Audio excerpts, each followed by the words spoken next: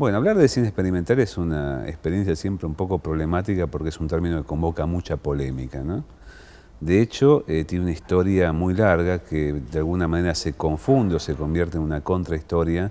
de lo que podríamos llamar un cine predominante o convencional. Empieza a aparecer como una forma optativa de realización cinematográfica que trata de separarse de lo que era el formato cinematográfico basado en lo industrial, por un lado, y una matriz que tiene que ver con lo que podríamos considerar un arte de masas, pero con finalidades claramente comerciales en el caso del capitalismo, y por otra parte una cierta expresión de una película como resultado de un esfuerzo corporativo. Un gran equipo con grandes aparatos para producir grandes películas para grandes públicos. Entonces aparece una forma de conexión con lo artístico que se basaría, por un lado, una apuesta más personal, que tiene que ver con la forma de pensar el cine como una posibilidad de expresión comparable a lo que se puede ver en otras prácticas artísticas como la pintura o la música, o la escritura también, un poco cuerpo a cuerpo y uno por uno, en un sujeto que se pone a hacer una película como podía pintar una pintura o escribir un poema. Por otro lado, claro, aparece la dimensión de las diferencias en cuanto a la misión de ese contacto con la película. Si el cine comercial, industrial, optó por lo narrativo, esta idea de ideología de contar historias que hasta el día de hoy sigue siendo como un mandato para tanto profesional del campo y para tanto espectador que va al cine a que le cuente una historia, el cine experimental intentó buscar formatos que tienen que ver con la exploración en lo poético o a veces en el contacto fronterizo con otras producciones artísticas. Por ejemplo, explorar relaciones posibles con la pintura, por un lado, con la música, por otra parte, y ver de qué manera las estructuras podían provenir del diálogo con esas formas artísticas. Lo experimental se dedica a querer quebrar esas fronteras y explorar lo no narrativo, los límites de la representación. Por ejemplo, si el cine industrial va a buscar una imagen que sea inmediatamente reconocible y que impacte al espectador por poder meterse en ella, el cine experimental va a tratar de poner en crisis todo eso y va a tratar de mostrar una imagen que uno de pronto le plantee problemas perceptivos o en términos de su sentido, y también recrea al espectador. Es interesante ver que el cine experimental ha ensayado del mismo inicio tácticas y estrategias para poder sobrevivir en un mundo hegemonizado por el cine predominante. Entonces de pronto hay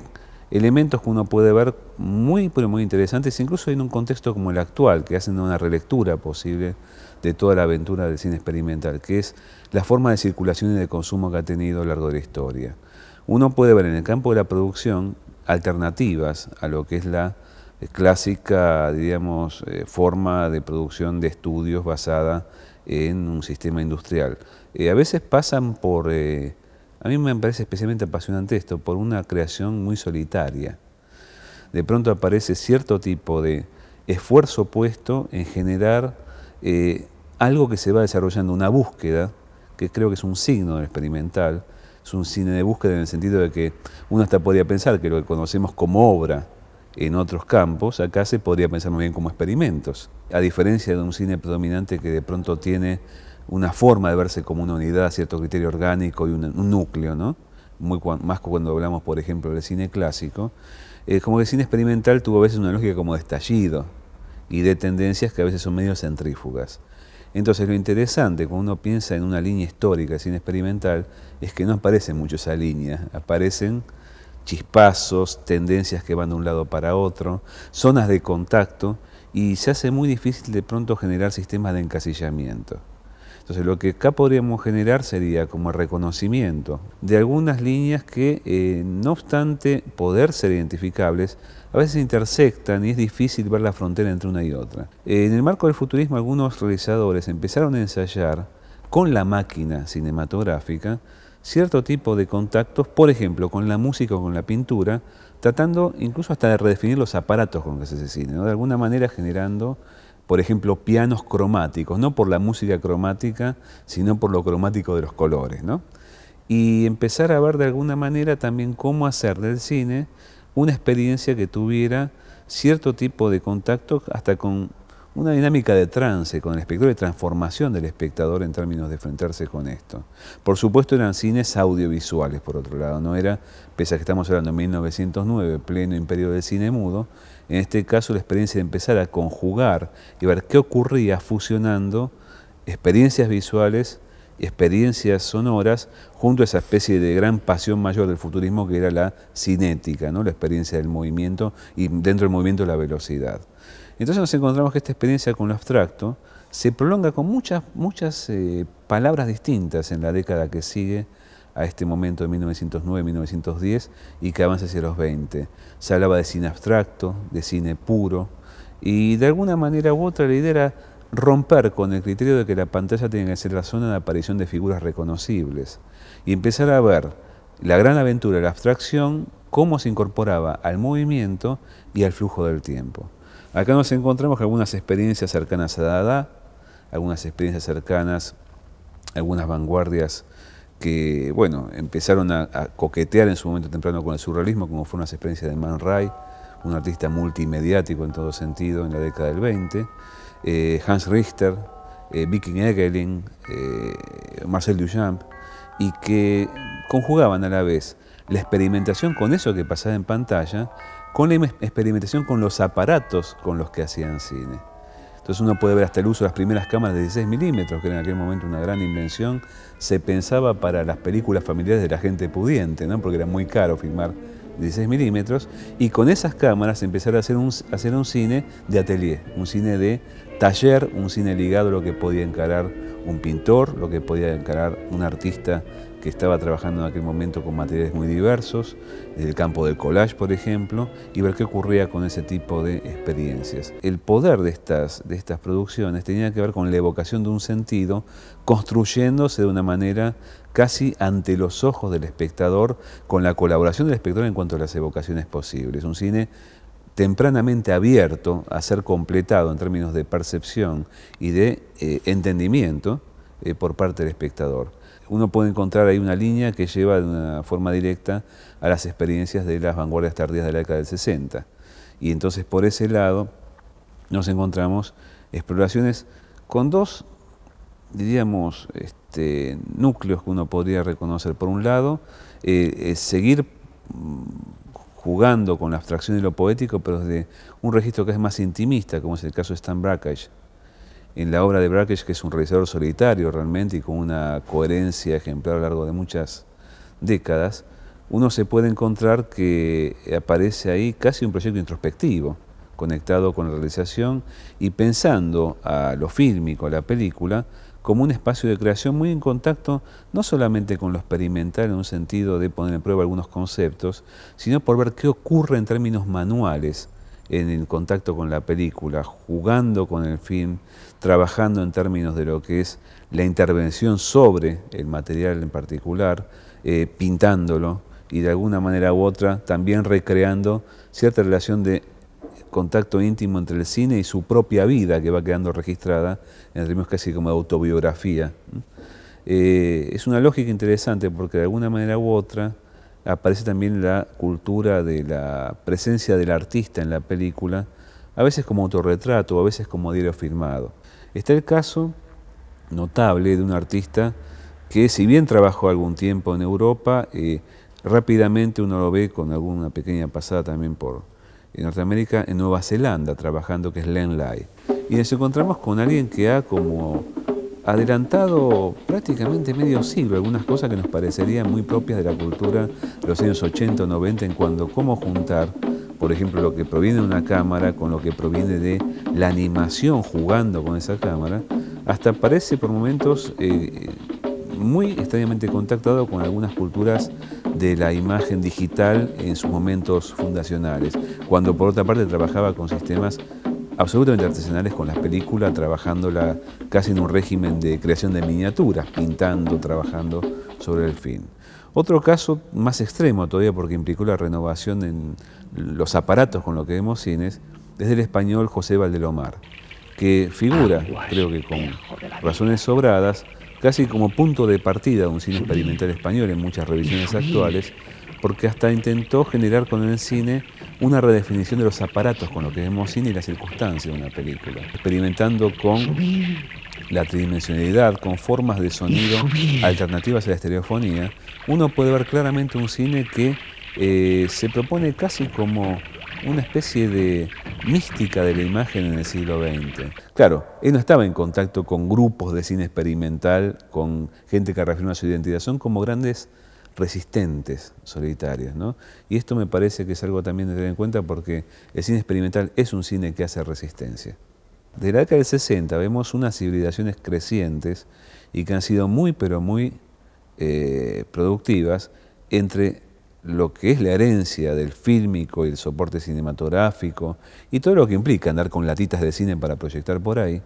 después de registrar, con la imagen electrónica y en décadas más recientes con la imagen digital. Cuando empezamos a encontrar de qué manera la imagen digital interviene en toda esta cultura de lo experimental, uno puede ver que las hibridaciones empiezan a multiplicarse porque lo digital no tiene ninguna esencia propia, no es una sustancia, sino que es como un elemento contaminante,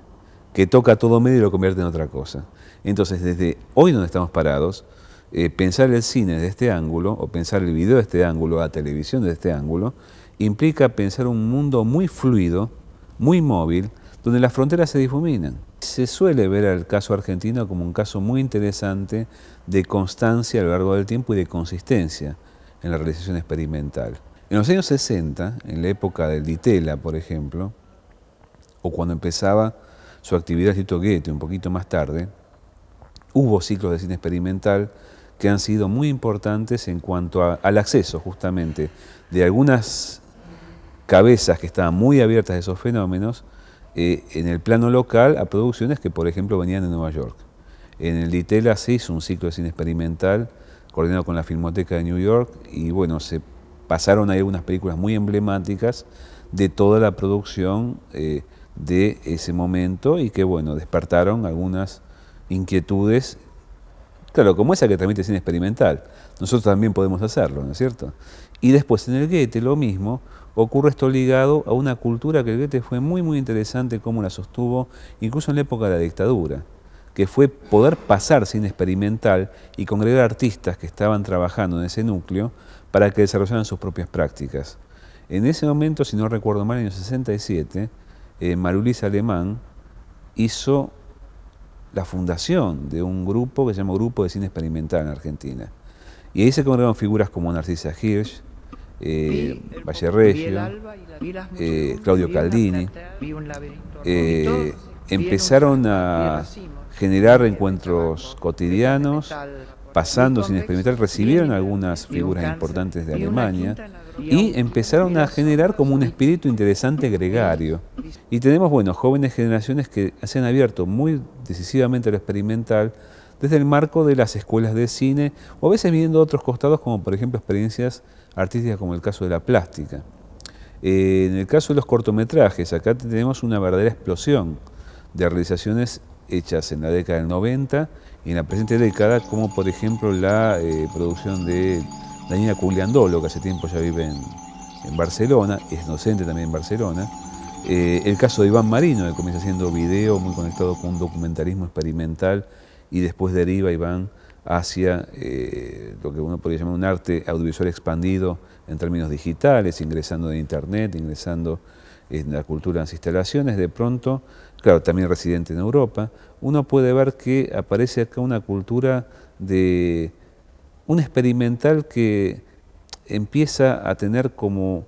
una muy buena construcción de red, de la mano de esta actitud o gesto experimental. Algunos realizadores, que ya con una trayectoria prolongada, ingresan a lo experimental de una manera, diríamos, como jugando con los bordes entre lo experimental y un cine más, diríamos, de formato, yo no me diría a llamar convencional en el caso de ellos, pero sí que obedece a cierto horizonte narrativo y representativo propio de un cine de contacto con un público de mayor escala, como es el caso ya histórico muy importante de Edgardo Kosarinski,